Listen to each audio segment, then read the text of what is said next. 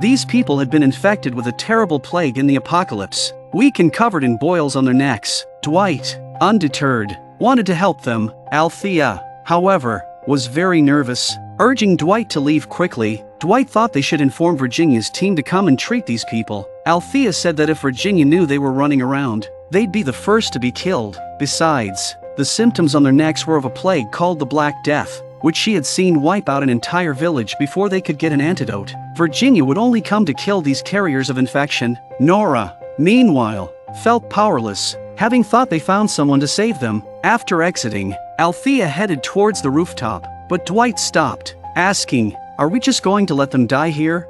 Althea didn't answer but instead broke open a fire hydrant, using the axe inside to block the door. Aware of the plague's dangers, they argued fiercely about their approach. Althea, determined to see her lover, headed to the rooftop, even at the risk of her life. Feeling Althea's determination, Dwight reluctantly agreed to accompany her, but they encountered many zombies on the stairs and had to hide in a room. With only 2 hours until the plane's arrival, Althea ran inside, spotting rats in a corner. She had an idea. The rats on the first floor had made it here. There must be natural gas pipelines in the walls. And sure enough, following the rat, they managed to find the wall. They could now climb up the pipe. They climbed all the way up to the top floor and tried to enter the room through the passage. In the passage, they encountered countless rats, possibly infected. They had no choice but to crawl forward, avoiding the rats as much as possible. They broke through the wooden wall to the top floor, only to find it overrun with zombies, likely infected by the plague. Killing the zombies risked their own infection, so they hid in the bathroom. That's when Althea noticed boils on Dwight's neck. He was infected. Dwight, resigned to his fate, didn't want Althea to feel guilty. Althea said the disease was treatable, but they needed to find medicine quickly. Dwight, having traversed much of the country, knew the pain of not finding a loved one. Your lover is right in front of you. How can you give up? He urged Althea. Just then, gunshots outside put them on high alert. It was Nora, who apparently had her own way out. Nora demanded they contact their leader to get antibiotics to treat them. Dwight says she's not gonna help you. She'll probably just shoot us all. I've got petrol in my car. We can drive out and find it. Althea told her to go to the roof and do what she wanted. Nora agreed to this plan. The stairway to the rooftop was on the other side of the zombies. Dwight volunteered to kill them. Already being infected, they quickly removed the obstacles. But the oncoming zombies were overwhelming. Both women, regardless of infection risk, joined Dwight in fighting off the zombies. In just a few minutes, they cleared all the zombies and arrived at the stairway entrance. Althea urged Dwight to visit every pharmacy and not to give up. She felt guilty for Dwight's infection, which happened while helping her, and now she was planning to leave with her lover. Dwight sincerely wished Althea well, understanding her desire to see her lover. As Althea prepared to give Dwight the camera, he refused, saying he left a message for her to watch later. Althea bid farewell, knowing this might be their last meeting. Upon reaching the rooftop, Althea found it was indeed a supply point for the organization, complete with fuel and signal flares. She waited for the helicopter, watching the sky, then opened the camera. Dwight had recorded a message during their journey, blessing her and her lover's future. Althea was silent even though she was about to meet her lover. She didn't seem that happy. Then she made a decision. She took out a flare gun and fired it towards the sky, and then said on their channel, "Ground 17, please turn your course." The voice she longed to hear responded, "They all know it's each other but they don't dare to recognize each other. If the organization finds out they'll all die." Althea informed the helicopter that the area was overrun with zombies, possibly infected with the plague, and therefore unsafe. The voice on the other side finally asked if you were infected too, and Althea said, "I'm not sure." Their conversation was tinged with a cold tone, masking their mutual concern. The woman mentioned leaving beer in the supply pack for Althea. As Althea tearfully watched the helicopter depart, she opened the supply box and found beer, along with something else. She immediately contacted Dwight to stay put, telling him she was coming to him. Dwight said what happened and why did the helicopter leave again. Althea got excited and said, "Stay where you are. I'm coming to get you." Althea then headed downstairs. Inside the box was the equivalent of the antibiotic vaccine that saved everyone here. Even those who didn't have symptoms took the pills as a precaution. Dwight was confused about why Althea returned. Althea explained that she had lost a brother once, leaving behind only a videotape, and she did not want that to happen again. they all decided to leave the building, avoiding Virginia's community, which would be like walking into the lion's den. Upon reaching the ground floor, Althea scrutinized the cages, suspecting the plague might have been intentionally released, perhaps by the person who spray-painted the walls. A voice came over the radio, asking about the flare scene on the rooftop. Dwight froze for a second, then grabbed the walkie-talkie out of Althea's hand and said, a little unsure, "Honey, is that you?" The silence on the other end filled Dwight with disappointment, fearing it was just a hallucination. Dwight? Dwight rushed outside in a frenzy, not excited but nervous that this was all another hallucination. When he came to the alley, he froze. She's right there, the woman he had longed for, his wife. Kept your beauty. Oh. Looking at his weeping wife, he knew that this time he had found her. They embraced and kissed deeply.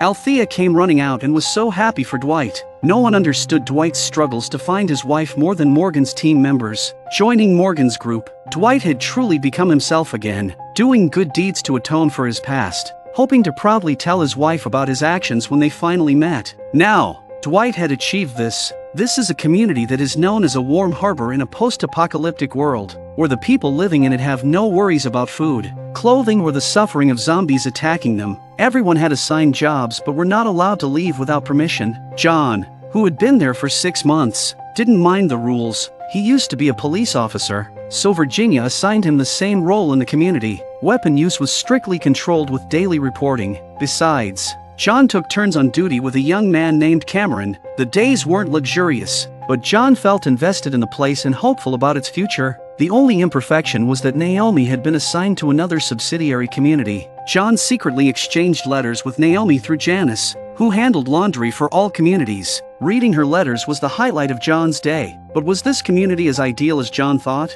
The next day, John went to his duty post but didn't find Cameron. Accompanied by 2 cavalrymen, he went to Cameron's house, which was eerily silent. Eventually, John found Cameron outside, being devoured by 2 zombies. A gruesomely brutal scene. John hurriedly killed the zombies. Looking at Cameron turned into zombies. The former duty partner became like this. John endured the pain to send him off for the last time. That night, as a police officer, he thought to secure the scene. He prevented others from moving Cameron's body to preserve evidence. Virginia arrived promptly, hearing of the incident. As the leader, Virginia should have investigated whether it was an accident or foul play. John didn't understand why Virginia merely expressed regret and advised everyone to disperse and sleep. She even ordered her men to remove John's protective measures. Virginia told John they couldn't create panic, suggesting Cameron was too close to the fence due to drunkenness. She instructed her men to dispose of the body. Closing the case, John, still a policeman at heart,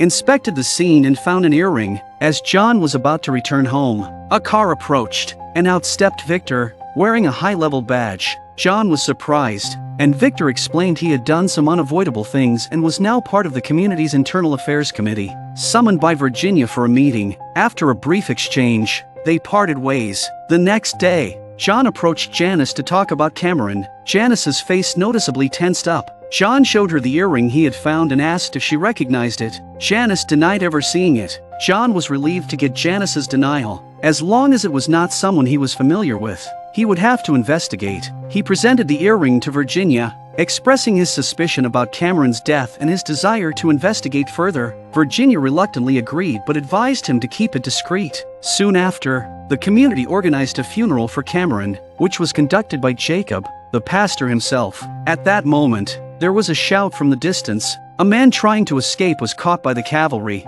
and it was Janice who was trying to escape. In Virginia's eyes, Janice was already a repeat offender, so she asked her men to check her rucksack. Janice didn't say a word, just looked indignant. A search of her backpack revealed food, water, and an earring identical to the one from the crime scene. John was speechless. Janice was arrested, and John confronted her about lying. Janice remained silent. When John pressed her for the truth to help her, Janice responded that nothing she said would make a difference. She felt targeted by Virginia ever since she and her brother refused to conform, whether she did it or not. As long as Virginia thinks she did it, she's the scapegoat. John naively promised to prove her innocence, believing Virginia's actions were just for safety. Janice revealed the earring was planted by Virginia and shared her story. She and Cameron were lovers, secretly hoarding supplies to escape, but Cameron was murdered before their plan could materialize. Virginia summoned John for a talk, and he promptly went to her office. He tried to convince her there were still many details to check in Cameron's case. However,